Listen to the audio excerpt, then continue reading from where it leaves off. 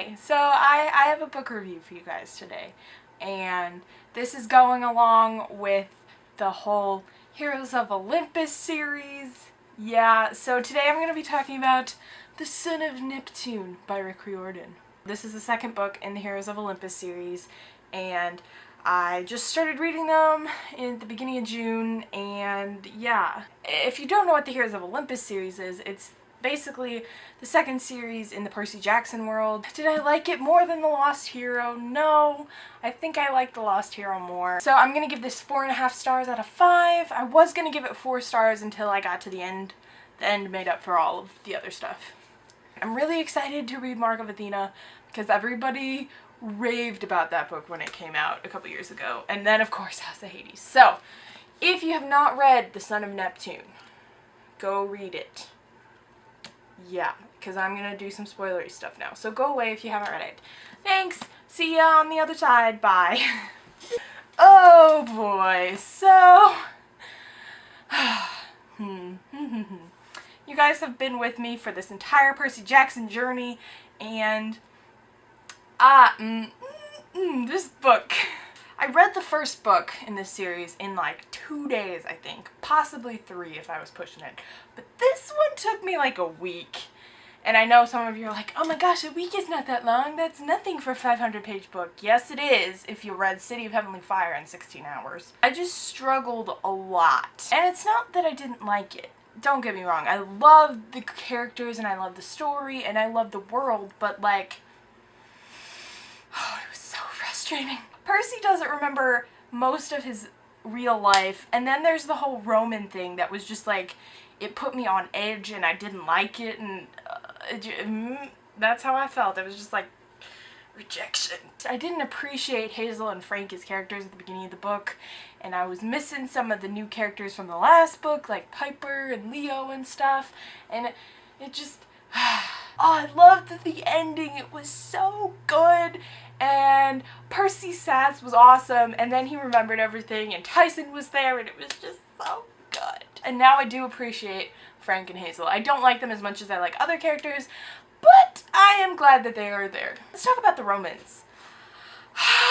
Like I said, the Romans just kind of put me on edge, and I was really frustrated by them because... like, especially at the beginning, because we know that Percy is actually Greek, and so we know all these Greek things, and the Romans are like, no, that's all wrong. All the Greek stuff that you do, that's wrong. That's not cool. We're not gonna do that. I was really nervous because I was just like, if Percy joins this legion and you have to serve for 10 years, how is he gonna get back to Camp Half-Blood, and how is he gonna stay with Annabeth, and what is going on? I appreciated the Roman stuff at the end, like the huge battle scene, that was awesome, but pretty much for the rest of the book I was kind of annoyed with it. My thing with Hazel and Frake though, like at the beginning I was just really annoyed with them because, like every single Percy Jackson character ever invented, they always start out with, I have this secret, this curse that nobody can know about, and it's like, really?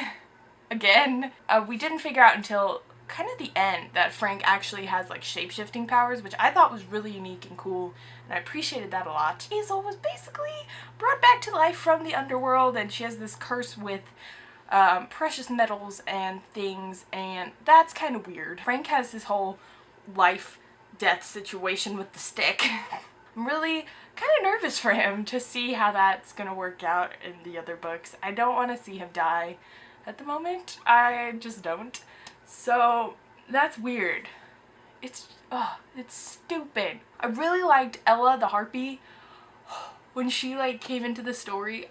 She's just so cute, and the way that she talks is really interesting, and she loves books, and she's in love with Tyson now, which is really awesome. The part where she talks about friends was really great. I smiled when that happens. I'm really worried about the Mark of Athena though.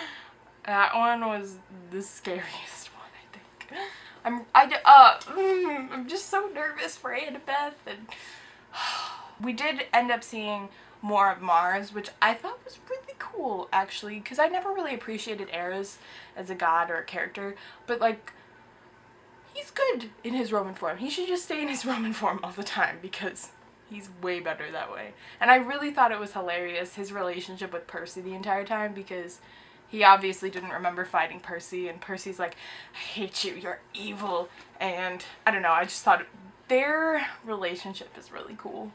And again, I really like these books because they connect with so many different things, and they connect with the past series, which is really cool, so it all comes together, and I really like it a lot. Oh my gosh, one of the best parts of the book was when they found the horse Arion, and Percy can, like, obviously translate his thoughts and what he's saying and stuff, and Percy's just, like, astounded by how much cussing this horse does. I thought Arion was hilarious, and of course, he can magically go 800 miles per hour, and they, of course, can stay on him.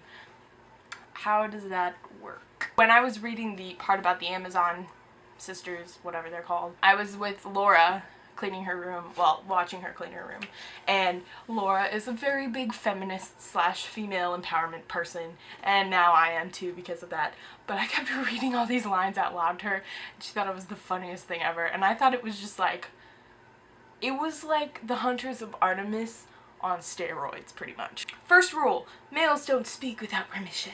You'll learn respect. It's males like you who have ruined the mortal world. The only harmonious society is one run by women.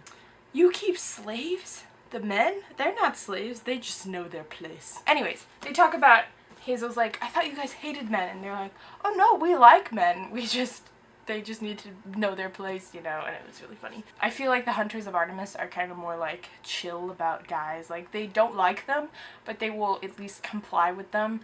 But the Amazon people are like crazy.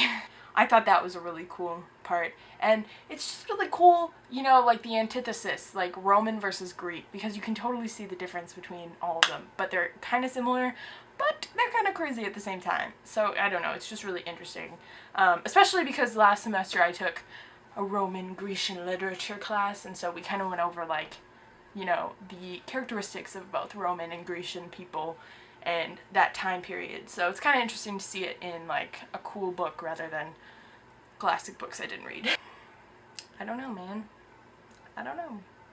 Like I said, I had a very hard time reading this book, only because I was just so frustrated that the old people I liked weren't really there, and the new characters that I came to love, like Piper and Leo, weren't there. And speaking of Leo, I really want to know the whole Sammy Valdez, Leo Valdez thing. How does that work?